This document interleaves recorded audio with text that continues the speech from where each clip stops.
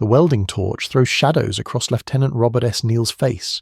His hands are covered in grease that won't wash off. He's stopped trying.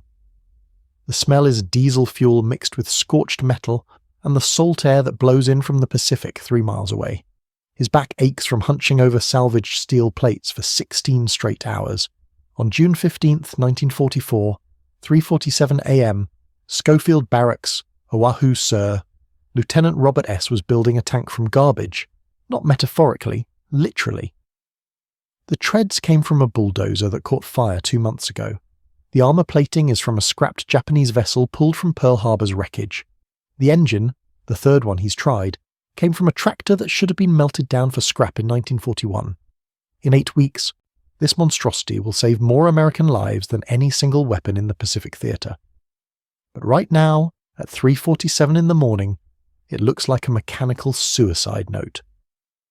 Major Thomas Griswold watches from the doorway, coffee in hand. He hasn't said a word in 20 minutes. Neel can feel his commander's doubt without looking up. It radiates like heat from a fire.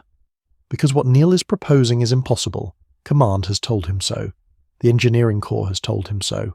The mathematics say it can't work. 70,000 Marines are training for an invasion that will begin in exactly 52 days. Saipan, 15 miles long, 5 miles wide, 32,000 Japanese defenders dug into coral caves and fortified positions. Intelligence reports estimate the beaches are laced with enough anti-tank mines to destroy every armoured vehicle the Marine Corps owns, twice over. The plan, such as it is, involves sending men forward with bayonets to probe the sand for buried death, step by step, inch by inch, while machine gun fire tears through them from elevated positions. Casualty projections are classified. Neel's seen them anyway. The numbers made him physically sick. He thinks about those numbers every time the torch slips, every time a weld cracks, every time some colonel looks at his prototype and shakes his head. 23 years old, farm kid from Illinois who once rebuilt his father's thresher with parts from 3 different manufacturers. That was the extent of his engineering credentials before the war. Now he's trying to invent a solution to a problem that will kill thousands if he fails. The concept is simple, insane, but simple. You take a medium tank, an M4 Sherman, standard issue, reliable, nothing special. Then you mount a rotating drum on the front. Not a gun. A drum studded with chains, flails, lengths of industrial steel that weigh 40 pounds each. The drum spins, powered by the tank's engine through a drive shaft Neel spent 3 weeks designing. The chains slam into the ground ahead of the tank at tremendous velocity, detonating mines before the tank reaches them, exploding them one after another, clearing a path, a safe lane, a corridor through hell. The British have something similar in Europe. They call it the Crab, inspired by a South African engineer named Abraham Dutoit, who first mounted chains on a rotating drum in 1942. But the British version is designed for European soil, soft earth, Norman fields. The Pacific is different. Coral sand, dense, packed volcanic rock just beneath the surface. Different mines, different density, different everything. Neel's drum has to spin faster, hit harder. The entire drive system has to be redesigned because Sherman tanks in the Pacific run hotter, strain harder, break down in humidity that turns metal into rust within weeks. So he's building it from scratch, from junk, from pieces that don't match, from desperation and midnight calculations scratched onto the back of requisition forms. It's not going to pass inspection, Griswold finally says. Neel doesn't look up. The torch hisses. Sparks cascade onto concrete already scarred with burn marks. It doesn't need to pass inspection, sir. It needs to work. You know what they're calling this thing? Yes, sir. They're calling it a lot of things, most of them unprintable. Neel's Folly, the suicide drum, that crazy bastard's death trap. Griswold steps closer. In the torchlight, his face looks older than his 41 years. You understand what happens if this fails during the invasion? Not here, in a test. Out there, with 70,000 Marines watching. Neel shuts off the torch. The sudden silence feels heavier than the noise. He straightens, vertebrae popping. Yes, sir, I understand. What he doesn't say. He understands what happens if he doesn't try. He's seen the casualty projections. He knows what anti-tank mines do to human bodies when men are sent forward to clear them manually. He's read reports from Tarawa, the first major amphibious assault, November 1943, where 3,000 Marines landed on an island 8 miles long. Over 1,000 died in 76 hours. Saipan will be worse. Everyone knows it. No one says it. Griswold sets down his coffee. You've got 6 weeks, not 8. Logistics got moved up. The invasion's been accelerated. Neel's stomach drops. 6 weeks. He needs 12, maybe 15. The drum assembly alone requires precision he's been trying to achieve for... There's something else, Griswold says. His voice has changed. Quieter. Almost gentle, which is worse. Command wants a demonstration. 2 weeks from today. Full combat conditions. Live mines.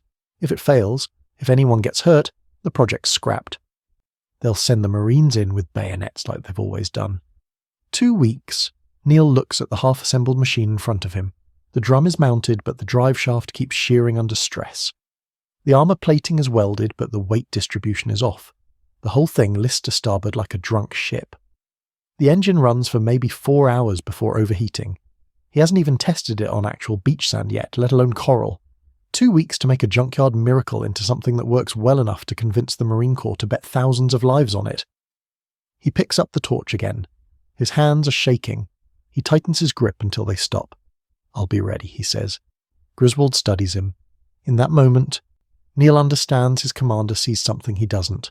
The weight of every life that will depend on this working. The faces of Marines who'll walk behind this tank, or won't if the drum fails. The letters to families, the burial details. Get some sleep, Lieutenant. Yes, sir. Griswold leaves. Neel knows he won't sleep. Can't. Because buried in those casualty projections is a detail that haunts him every time he closes his eyes. The first wave, the initial assault landing on Saipan's beaches, is scheduled to include elements from the 2nd Marine Division. His younger brother's unit, Danny Neel, 19 years old, joined up because his big brother did, writes letters home about card games and how the Pacific sunsets look like Illinois cornfields on fire. Doesn't know Robert's building this machine. Doesn't know the beaches he'll land on are studded with enough explosives to turn the entire shoreline into a killing zone. Robert strikes the torch back to life. Sparks fly. Metal begins to glow. What he's building isn't elegant. It isn't pretty. But in exactly 13 days, it will be demonstrated on a test beach with live Japanese mines that engineers have carefully placed in patterns matching intelligence reports from Saipan. What happens during that demonstration? The moment when the drum hits the 4th mine will be declassified 47 years later. When the documents finally become public, military historians will debate it for decades. Because what occurs shouldn't be possible. The math doesn't support it. The design on paper has a fatal flaw that should have destroyed the machine and killed everyone within 30 yards. But Lieutenant Robert S. Neel doesn't know about the flaw yet. He won't discover it until the demonstration. Until the moment when everything either works or falls apart. Until the second when 70,000 lives hang on a piece of junkyard engineering that shouldn't exist. Right now, at 4:23 a.m., he just keeps welding. The Pacific wind carries salt through the open bay door. Somewhere out there, across 3,000 miles of ocean, Japanese engineers are laying more mines on Saipan's beaches, building more defences, preparing to kill as many Americans as possible. Robert Neel has 2 weeks to build something from refuse and desperation that will punch through all of it. 2 weeks to turn garbage into salvation.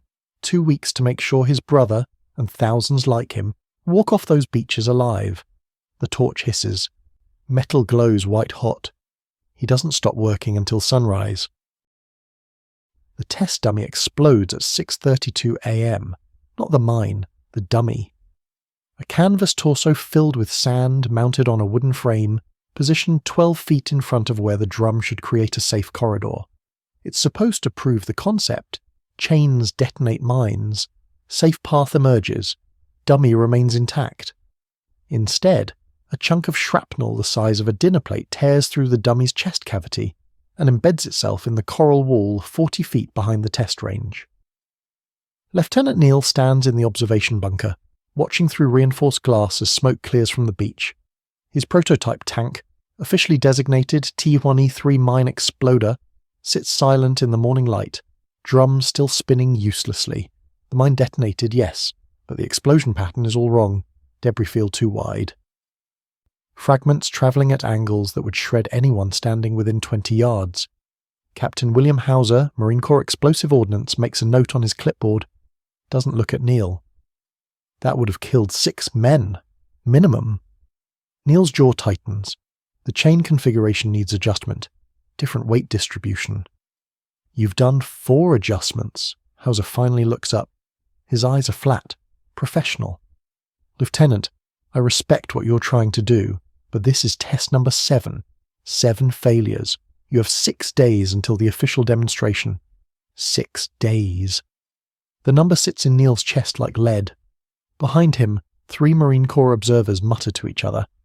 He catches fragments. Waste of time. Send the engineers in like always, playing with erector sets while men need to train. The sun is climbing over the Pacific. Somewhere out there, his brother Danny is running landing drills, practicing how to move across a beach under fire, learning to keep low, stay spread out, not bunch up. All the tactical wisdom that matters right up until you step on something buried in the sand that turns you into pink mist. Run it again, Neel says. Hauser blinks. The dummy's destroyed. Set up another one, closer this time, 10 feet. Lieutenant, if it can't work at 10 feet, it can't work at all. Marines won't be standing at 20 yards watching. They'll be right behind the tank.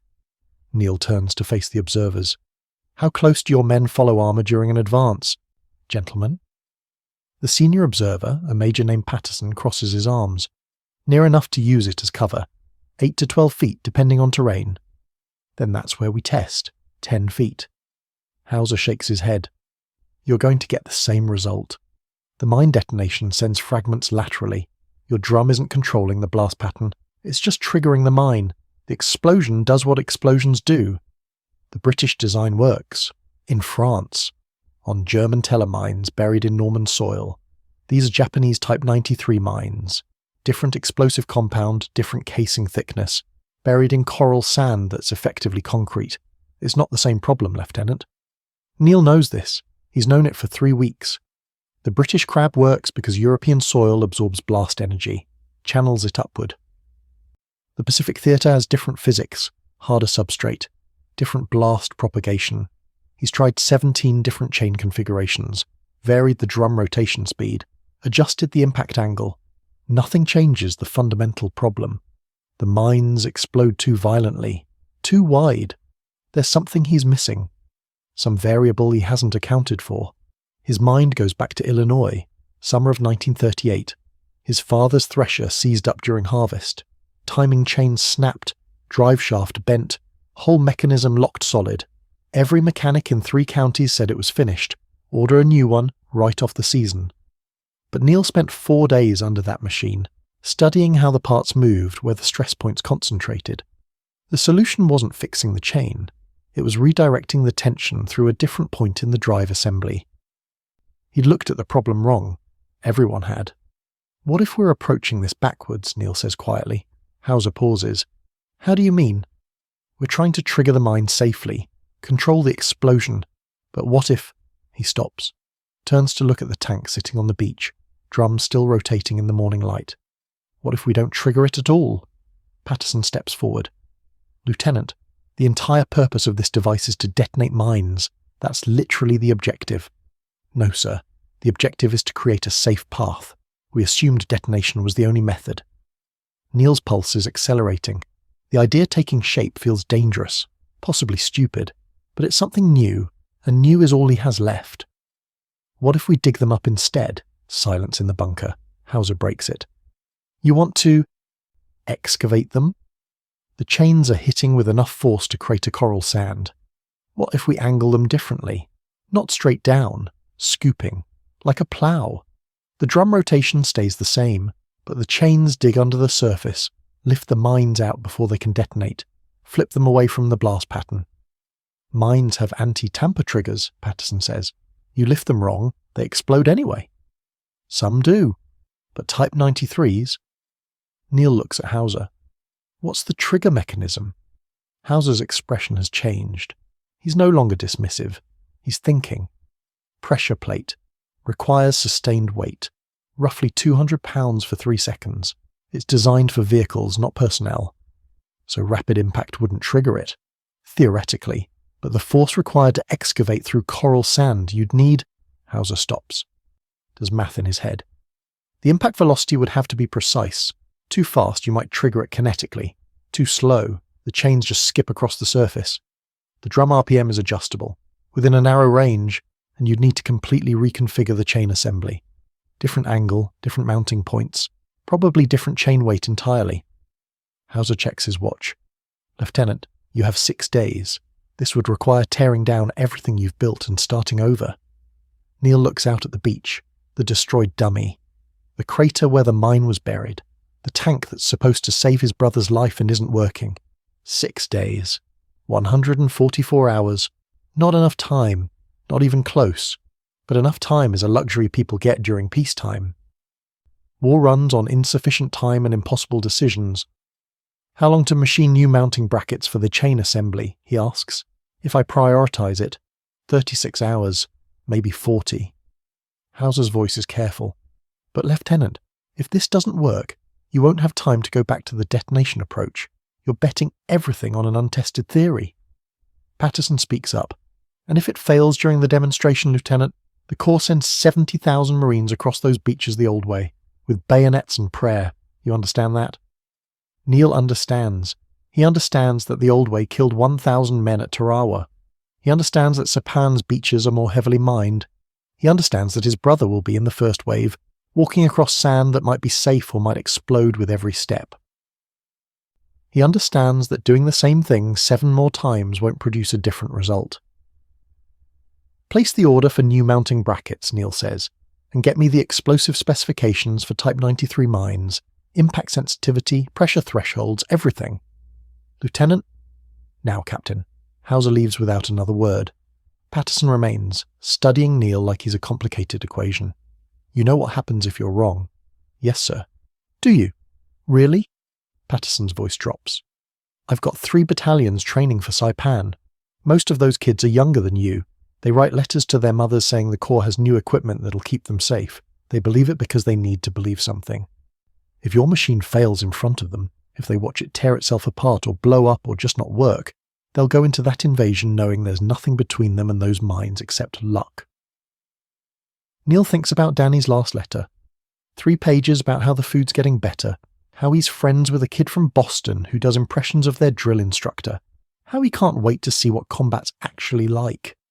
Young enough to still think war is an adventure. Young enough that death is something that happens to other people. It won't fail, Neel says. You don't know that. No, sir, I don't. Neel turns to face Patterson directly. But I know doing nothing guarantees failure. I know the current mine-clearing procedure is sending men forward to die. And I know if there's even a chance this works, I have to take it. Patterson holds his gaze for a long moment, then nods. 6 days, Lieutenant. Make it count. He leaves. The other observers follow. Neel stands alone in the bunker, watching his tank through reinforced glass. The drum has stopped spinning. In the silence, he can hear waves breaking against the shore. Gentle, rhythmic, like the Pacific isn't planning to kill thousands in less than 2 months. He pulls out a notepad, starts sketching. The chain angle needs to be roughly 35 degrees from horizontal, steep enough to dig, shallow enough to scoop. The rotation speed has to increase by approximately 40 RPM to generate sufficient lift force. The chains themselves need to be heavier at the striking end, lighter at the attachment point, creating a whip effect that the math spirals outward. Each solution creates 3 new problems. He's redesigning the entire mechanism with less than a week to build and test it. In the corner of his notepad, he's written a number in small, precise handwriting. 1027. The estimated casualties from Tarawa, specifically from mine-related incidents and the initial beach-clearing operations. 1,027 men who might still be alive if someone had built a machine that worked. He won't know for 47 years, but the number he should have written is different. Larger, because Saipan's beaches hold surprises that intelligence hasn't discovered yet. Patterns of mines buried deeper than expected. Concentrations in areas marked as likely safe. The Japanese have learned from Tarawa too, adapted, made the killing zones more effective. The demonstration in 6 days will reveal some of this, not all. The full truth won't become clear until the actual invasion, until thousands of Marines learn whether the junkyard tank with its strange scooping drum actually works under combat conditions. But right now, Neel just starts calculating. The beach outside is empty except for his machine and the crater where hope just exploded. Somewhere in Schofield Barracks, machinists are beginning work on brackets for chains that will either save thousands or fail spectacularly in front of everyone who needs it to succeed. The sun climbs higher. Neel doesn't notice. He's already tearing down 3 weeks of work in his mind, rebuilding it into something that's never been tried before. 6 days. He keeps sketching. The chain snaps at 2:17 a.m. Not breaks. Snaps. The sound cracks across the empty machine shop like a gunshot. 40 pounds of industrial steel whips through the air at 70 miles per hour, misses Neel's head by 8 inches, and embeds itself in the corrugated wall behind him with a sound like a bell being struck by a hammer. He doesn't move for 5 seconds, just stands there, wrench in hand, feeling the wind from the chain's passage still cooling the sweat on his face. His ears are ringing. There's a taste in his mouth like copper. Sergeant Eddie Kaczmarek kills the drum motor. The sudden silence is worse than the noise. He's standing by the control panel, hand frozen on the shut-off switch, face white in the work lights. "Jesus Christ, Lieutenant, Jesus Christ!"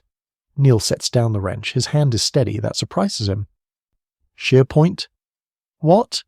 Where did it fail? Mounting bracket or the chain link itself?" Kaczmarek stares at him. "Sir, that thing almost took your head off." "But it didn't. Shear point, Sergeant. I need to know if it's the bracket design or the chain tensile strength." 4 days until the demonstration. 96 hours. They've rebuilt the drum assembly twice, reconfigured the chain angles 3 times. The new mounting brackets arrived 31 hours ago, 6 hours behind schedule. Neel hasn't slept since. Neither has his team. 6 men, hand-picked, working in shifts that blur together into continuous motion. Welding, testing, failing, rebuilding. This is the 11th chain to break. Kaczmarek climbs up to inspect the damage. He's 34, career Army, transferred to the project after spending 2 years maintaining Sherman tanks in North Africa. Knows more about tracked vehicles than anyone in the Pacific Theatre. Volunteered for this assignment because, as he told Neel, "I'm tired of watching good armour get blown to pieces by mines some kraut buried 3 months ago." "Bracket held," Kaczmarek calls down. "Chain link fractured, right at the welded reinforcement point." Neel closes his eyes. Does math. The welded reinforcement was supposed to strengthen the impact point. Instead, it's creating a stress concentration. The chain flexes during rotation, but the weld is rigid. Metal fatigue. Basic engineering. He should have seen it 3 days ago. "Strip all the reinforcement welds," he says, "every chain. Let them flex naturally." "Sir, without reinforcement, the chains won't survive impact with coral. They're not surviving with it." Neel opens his eyes. "The British crabs use unreinforced chains. We added the welds because we assumed Pacific conditions required it. But maybe," he stops, something clicking in his mind. "The British design works in Europe because the chains are designed to fail, controlled failure. They detonate mines and shatter. Yes, but the fragments are smaller, less dangerous, replaceable. The drum keeps spinning, new sections of chain take over, the tank keeps advancing. They've been trying to build chains that don't break. What if that's wrong? What if the chains should break?" "We need consumable sections," Neel says slowly. "Chain segments that shear off on impact but don't whip back toward the tank. Quick-release mounting points. Extra chains stored on the drum assembly so the operator can deploy new sections without stopping." Kaczmarek climbs down, looks at the embedded chain in the wall, back at Neel. "Lieutenant, that's a complete redesign of the drum assembly. We have 4 days. 3.5. We lost half a day testing this configuration." "Right. 3.5 days to machine new mounting points, fabricate consumable chain sections, test the quick-release mechanism, and pray to God it works." Kaczmarek pulls off his work gloves. His hands are scarred from a decade of mechanical work. "Sir, permission to speak freely?" "Granted." "This is insane. We've changed the fundamental design twice in 1 week. Every time we solve one problem, we create 3 more. The demonstration is Thursday morning. Right now, we don't have a working machine. We have parts, ideas, best guesses. He gestures at the tank hull sitting in the centre of the shop. Partially disassembled, wiring exposed, drum mechanism torn apart. That thing needs to clear a minefield in front of God and the entire Marine Corps officer corps. If it fails, I know. Do you? Kaczmarek steps closer. His voice drops. Because I've been thinking about this. About what happens when we roll that machine out on Thursday and it doesn't work. Or worse, it works halfway. Clears 3 mines and breaks down on the 4th. You know what that does? It gives them hope and then takes it away. Every Marine watching will know he's going to walk across those beaches the old way, with boots and luck and nothing else. Neel has thought about this, every night, every time he closes his eyes and sees Danny's face, 19 years old. Believes his big brother is smart enough to solve any problem. Writes letters asking when he can see the secret project everyone whispers about. The weight of other people's lives isn't theoretical, it has mass, density. It sits in your chest and makes it hard to breathe. What's the alternative? Neel asks quietly. Stop trying? Tell them it can't be done? Send them in with bayonets? I'm saying maybe it can't be done. Not in 3 days. Not with what we have. Kaczmarek's voice isn't cruel, just honest. The British spent 18 months developing their mine flail. We've had 6 weeks, and we're working with scrap metal and borrowed parts. The British didn't have Saipan's timeline. No. They had actual resources, engineers, testing facilities, time. Kaczmarek picks up the broken chain from the floor, studies it. Look at this weld. It's good work, clean, strong. It failed anyway because the design is flawed. And you know what? I think you're right about the consumable sections. I think that would work. But machining quick-release mounting points that can handle combat stress, that's a week of work minimum. We have 3 days. Then we work faster. Lieutenant, you volunteered for this, Sergeant. You knew what you were signing up for. I volunteered to help build something that could save lives, not to watch you kill yourself trying to make the impossible happen, on an impossible timeline. Kaczmarek sets down the chain. When's the last time you slept? Really slept, not just closed your eyes for 20 minutes? Neel doesn't answer, can't remember. You're making mistakes, Kaczmarek continues. Small ones. But they're adding up. Yesterday you welded a bracket backwards, had to cut it off and start over, cost us 4 hours. This morning you miscalculated the drum rotation speed, gave me a number that would have torn the drive shaft out of the mounting. I caught it. But what if I hadn't? I'll be more careful. You're exhausted. Your team is exhausted, and we're about to attempt the most complex rebuild yet with no margin for error and no sleep and no backup plan. Kaczmarek's voice hardens. Sir? I'm asking you to consider the possibility that we're not going to make it, that pushing harder won't change physics or time or the fundamental reality, that some problems can't be solved in 3 days. The words hang in the air. True, undeniable. Neel looks at the tank, his junkyard miracle, built from pieces that don't match, held together by desperation and mathematics, designed to do something that's never been done before, that maybe can't be done. He thinks about Danny, about the letter in his footlocker, written but not mailed. 3 pages explaining what he's trying to build, why it matters, why he can't talk about it. Ending with, I promise I'm going to keep you safe. That's my job now. Big brother's privilege. A promise he might not be able to keep. You're right, Neel says finally, about all of it. We're exhausted. We're behind. The timeline is impossible. He meets Kaczmarek's eyes. But here's what I know. In 8 weeks, my brother is going to land on Saipan. First wave, and every other Marine out there has a brother or a son or a husband who's counting on us. Not on what's possible. On what we can make possible. That's not. I know it's not rational. I know pushing past exhaustion causes mistakes. I know we might fail. Neel's voice stays level, quiet. But Sergeant, if we quit now, failure is guaranteed. If we keep going, there's at least a chance. Maybe a small one, maybe 1%, but it's not 0. Kaczmarek looks away, jaw tight. I'm not ordering you to stay, Neel continues. You've done more than anyone had a right to ask. If you want to walk away, I'll sign whatever paperwork you need. No hard feelings. You've earned that. Silence. The machine shop smells like ozone and burnt metal. Through the open bay door, the Pacific wind carries salt and distance. Somewhere out there, Japanese soldiers are fortifying beaches, building kill zones. Burying more mines in patterns designed to maximize American casualties. Quick release mounting points, Kaczmarek finally says. We'll need to fabricate at least 8, maybe 12 to be safe. I know a machinist who owes me a favor, works nights at the naval yard. If I can get him the specs by 500, he might be able to rush them. Relief floods through Neel. He doesn't show it, just nods. I'll have the specs ready in 2 hours. And you're going to sleep after that? 4 hours minimum. That's not a request, Lieutenant. That's the condition of me staying. Kaczmarek pulls his gloves back on. You're no good to anyone if you collapse during the demonstration, or make a mistake that gets someone killed. Understood. I mean it, sir. 4 hours, in actual bunk, not sitting in a chair with a notepad. I said understood, Sergeant. Kaczmarek grunts, turns back to the tank, starts assessing what needs to be done, making lists, calling over the other team members who've been watching from the edges of the shop, waiting to see if the project just died or survived another near miss. Neel returns to his drafting table, picks up a pencil. His hand is shaking now, adrenaline finally catching up.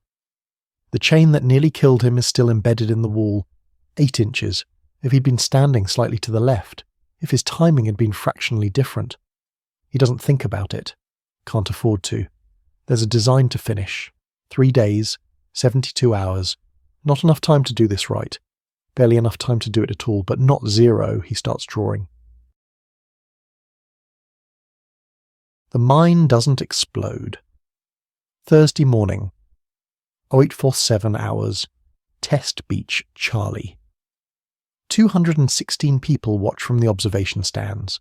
Officers, engineers, combat demolition teams, a 3-star general whose name Neel wasn't important enough to learn. The air smells like ocean and diesel exhaust, and the particular kind of sweat that comes from knowing your entire future depends on the next 10 minutes. Lieutenant Neel sits in the commander's hatch of his tank, officially designated T1E3 Mine Exploder, unofficially called Neel's Folly by everyone who thinks this won't work. His hands rest on the controls. 3 days without real sleep have left him hollow. Distances feel wrong, colours too bright. But his mind is sharp in the way it gets when you've pushed past exhaustion into some other state where only the essential remains. The drum starts spinning, chains bite air, the quick-release mounting points, fabricated in 37 hours by a machinist Kaczmarek bribed with a case of bourbon and a promise, hold steady, for now. The test course stretches 50 yards across coral sand. Intelligence has buried 12 Type 93 anti-tank mines in patterns matching aerial reconnaissance photos from Saipan.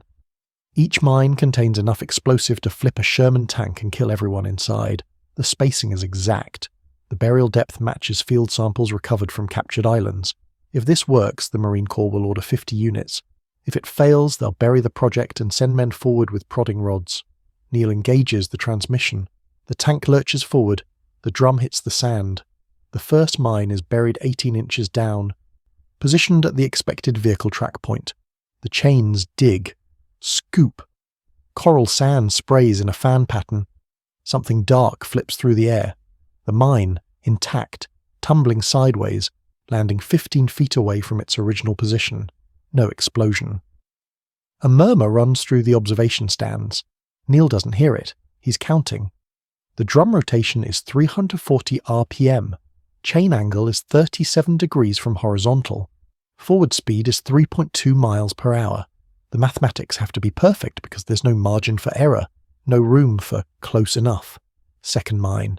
The chains catch it wrong. Too much of a scooping motion, not enough lift. The mine rotates upward, but doesn't clear the blast radius. For one terrible second, Neel thinks it's going to detonate under the tank treads. It doesn't. Lands 8 feet away. Still armed. Still dangerous. But clear. Third mine. Fourth. Fifth. The pattern holds. The drum digs. Chains scoop. Mines flip away like mechanical fish. Some land further than others. One nearly hits an observation marker post, but none explode. None stay buried. Neel's hands are steady on the controls. Inside, his heart is trying to break through his ribs. Because this is working. Against every prediction, every officer who called it impossible, every engineer who said the physics were wrong, it's working. The 6th mine changes everything. It's buried deeper than intelligence predicted, 24 inches instead of 18. The chains hit it at the wrong angle. Instead of scooping upward, they strike the pressure plate directly. The mine detonates. The explosion is simultaneous with recognition. Neel sees the chains spark against metal, knows what's coming, has exactly 0 seconds to react. The blast wave hits the drum assembly. Steel fragments tear through the air. One chain section shears off completely, whips toward the tank, strikes the forward armor plate with a sound like God slamming a door. The tank lurches. The drum motor screams. Something in the drive shaft assembly makes a grinding noise that means expensive things are breaking, but the tank doesn't stop. The drum keeps spinning. The quick-release mounting point does exactly what Neel designed it to do, sacrifices one chain section to save the entire mechanism.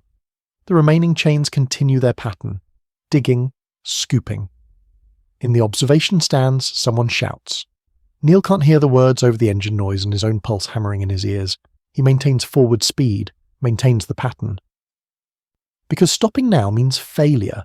Stopping now means admitting the design can't handle real combat conditions, where mines are buried wrong, positioned wrong, different from intelligence. 7th mine, 8th. The drum is running at 87% efficiency now. One chain section gone, the load redistributed.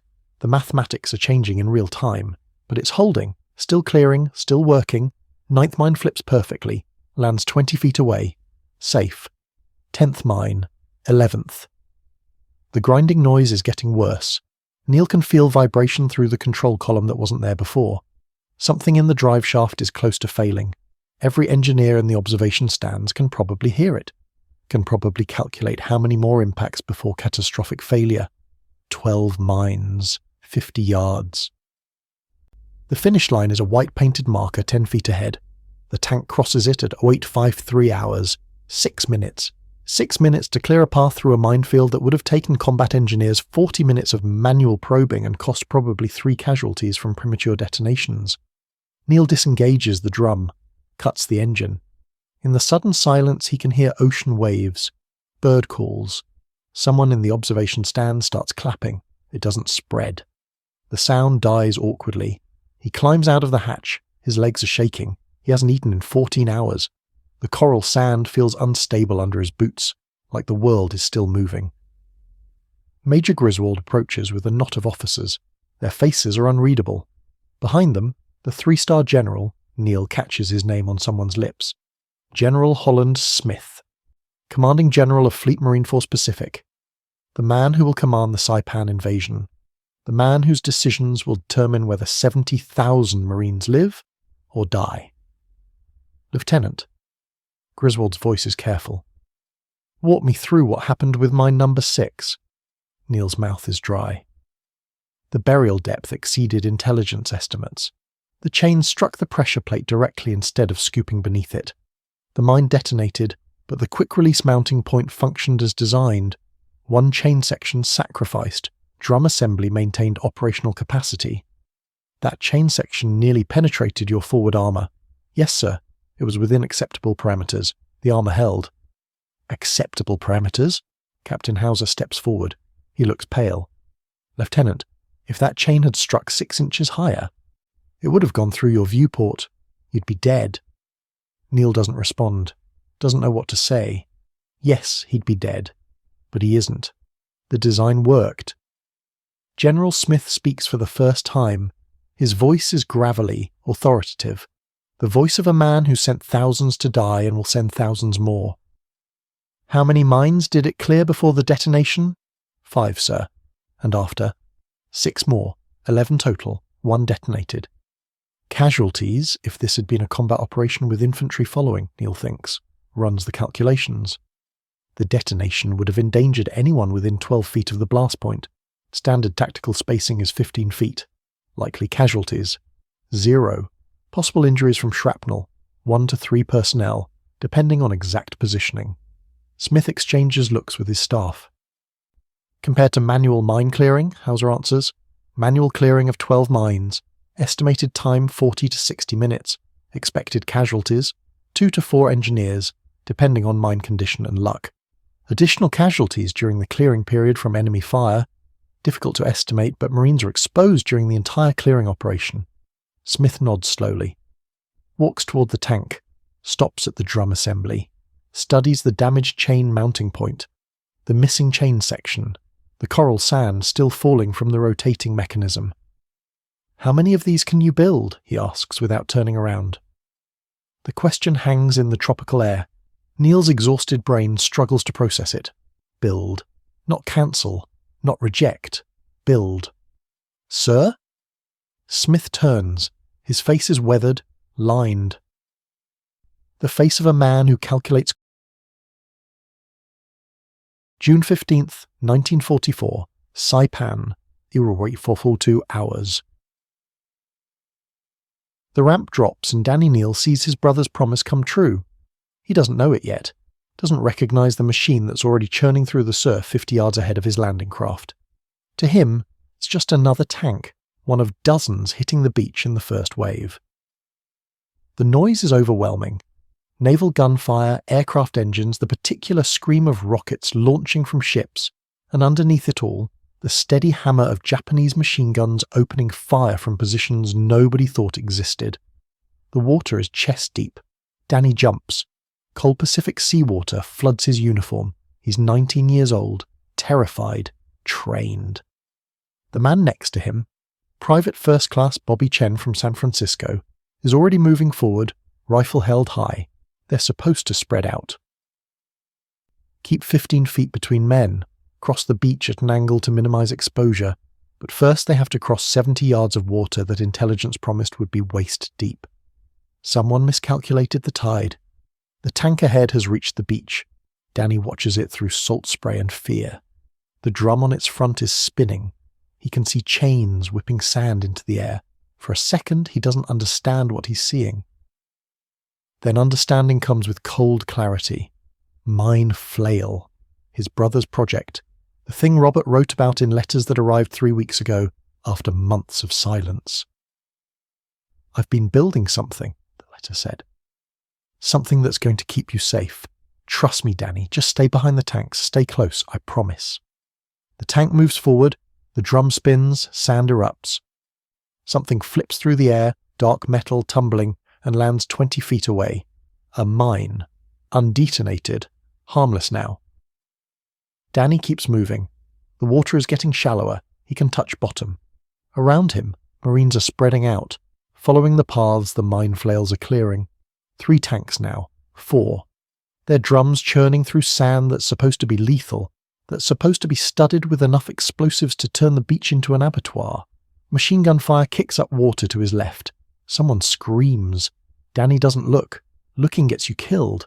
He focuses on the tank ahead, on staying in its path, on the promise his brother made. The beach is 20 yards away when the second tank's drum hits something wrong. The explosion is massive, bigger than it should be. Not a single mine, a cluster. Japanese engineers placed them close together, stacked, designed to destroy anything that tried to clear them. The blast lifts the front of the tank 3 feet off the ground. The drum assembly tears away completely, chains whipping through the air like steel serpents. The tank comes down hard, lurches sideways, stops, but it doesn't explode. The crew doesn't die. The armor held. And behind it, 50 Marines use the disabled tank as cover, pressing against its bulk while machine gun fire sparks off the armor plating. Danny makes it to the sand, solid ground. The mine flail in front of him is still working, still clearing. He follows its path with 20 other men, all of them moving in the corridor of safety. One lieutenant turned captain created with scrap metal and mathematics, and 43 days of work that nearly killed him. Somewhere inland, mortars start falling. The sky rains steel. Danny hits the ground, presses himself flat. Sand in his mouth tastes like coral and fear, and something metallic he'll later recognize as blood from where he bit his tongue. The mine flail keeps going, doesn't care about mortars, doesn't stop, just churns forward, clearing path after path after path. Schofield Barracks, same day. 13 dozen 47 hours. Captain Robert S. Neel receives the first casualty report at 13:47. He's in the machine shop, still in the machine shop, will probably die in the machine shop, when Griswold arrives with a radio transcript. Initial landing report, Griswold says. His voice is carefully neutral. First 2 hours. Neel's hands are shaking, he wipes them on his coveralls. Doesn't help. How many? Marines, total? 350 casualties, mostly from machine gun fire and mortars. Artillery fire from positions we didn't know existed. 350. The number sits in his chest like a stone. 350 families. 350 letters. 350 men who woke up this morning and won't see tomorrow. The mine flails? His voice sounds distant. 18 units deployed. 16 are still operational. 2 sustained damage from clustered mines. Japanese stacked them in groups, something we didn't test for. But both crews survived. The tanks are disabled, but the men walked away. 16 operational. 2 damaged, but crews alive. Not perfect, but functioning. Mine casualties? Neel asks. Griswold looks at the transcript. Preliminary count, 7. All from areas outside the cleared paths. Marines who deviated from the lanes or couldn't reach them because of terrain. 7. Not 70. Not 700. 7. Tarawa had over 1,000 mine casualties. Saipan was supposed to be worse. 7. Your brother's unit? Griswold's voice is gentle now. Is he? 2nd Marine Division, 3rd Battalion.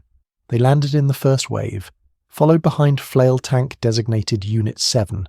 That unit cleared 300 yards of beach and is still advancing inland. Griswold hands him the transcript.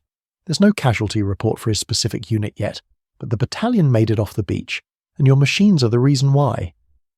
Neel sits down, doesn't remember deciding to sit, just finds himself in a chair, transcript in his hands, reading words that mean his brother might be alive. Might be. The invasion is 6 hours old. The real fighting hasn't even started. Saipan will take 3 weeks to secure. Over 3,000 Americans will die. Another 10,000 will be wounded. The battles in the interior will be brutal. Caves, fortifications, banzai charges. But they'll make it off the beaches. They'll establish the beachhead. And the mine flails, 20 machines built from junk and desperation in 6 weeks that felt like 6 years, will clear enough safe paths that thousands of men who should have died in the surf will live long enough to fight inland. Some of them will die there. War doesn't offer perfect solutions, just better odds. General Smith wants to see you, Griswold says. Later, after the initial reports are consolidated, he's already requesting 300 more units for future operations. The entire Pacific Theatre wants them now. Every island invasion from here to Tokyo. 300 units. Neel almost laughs. Almost. That'll take years. Yes, but we have years now. Thanks to you. Griswold moves toward the door, stops. You kept your promise, Robert. Your brother made it off the beach. So did 70,000 others. That's what matters. He leaves. Neel sits alone in the machine shop that's been his home for 2 months. Around him, tools, blueprints, the prototype tank in the corner covered in blast scoring and coral sand from 20 test runs. The smell of welding and diesel and salt air. He thinks about the night he started building this. The moment he decided garbage could become salvation. The weight of other people's lives that he's carried for 63 days. The weight is still there. We'll always be there, but it's different now. Lighter. Because he made something work that everyone said couldn't work. Because 7 Marines died from mines instead of 700. Because his brother's last letter mentioned a kid from Boston who does impressions, and that kid might still be alive to do them. Not perfect, but enough. Saipan, July 9th, 1944, 15:20 hours. The island is secured. 3 weeks of fighting, cave by cave, position by position. Private Danny Neel sits on a beach that looks nothing like it did on Invasion Day. The sand is scarred with tank treads and shell craters, and stains that rain won't wash away. He's writing a letter. 4th attempt. Keeps starting wrong. Dear Robert, I'm alive. Thanks to you. Thanks to the machine you built, the one you couldn't tell me about until it was done. I watched it work on the first day, watched it clear paths through sand that should have killed us, watched mines flip away like they were nothing. Bobby Chen made it. So did most of our platoon. We lost some guys inland. Sato took sniper fire on day 12. Martinez died clearing a cave on day 16. But we made it off the beach. All of us. Every single man in our landing craft walked onto that sand and kept walking. The other guys don't know my brother built the mine flails. I didn't tell them. Didn't want them thinking I had special protection or something. But I know. And I wanted you to know that I know. You kept your promise. Big brother's privilege. He stops writing. Looks at the ocean. Somewhere out there, 5,000 miles away, his brother is probably in a machine shop building more tanks, solving more problems, carrying more weight. Danny folds the letter, puts it in his pocket. He'll finish it later. After he finds the words for what it means to walk across a beach that should have been your grave and live, because someone refused to accept that some problems can't be solved. After he finds words for what it means to be saved by junk transformed into purpose, the sun is setting over Saipan. Tomorrow they'll ship out. Next island, next invasion. The war isn't over. Won't be over for another year. More beaches, more mines, more machines built from scrap and stubbornness. But tonight, Danny Neel sits on a beach and watches the sun go down and thinks about his brother and the promise kept and the 70,000 Marines who walked across sand that was supposed to kill them. Some of them won't make it home. War doesn't offer that guarantee. But they made it off the beach. That's what matters.